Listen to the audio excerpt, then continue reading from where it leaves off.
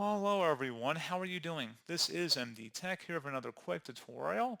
In today's tutorial, I'm going to show you guys how to either enable or disable the print preview feature on your Brother printer.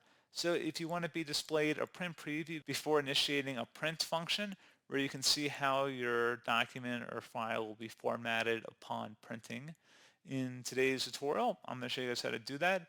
And without further ado, let's go ahead and jump straight into it. So all you have to do is open up the search menu and type in Control Panel. Best result should come back with Control Panel. Go ahead and open that up. Set your view by in the top right to Category View, and then select Hardware and Sound. Underneath Devices and Printers, select the Advanced Printer Setup button.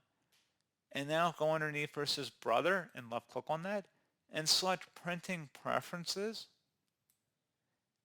And now there should be a print preview area over here on the left side in the left panel. If you want to enable print previews, you can check mark that option and then select apply and OK. If you want to turn off print previews, you would do the opposite. You would uncheck that option and then select apply and OK. And that's pretty much it.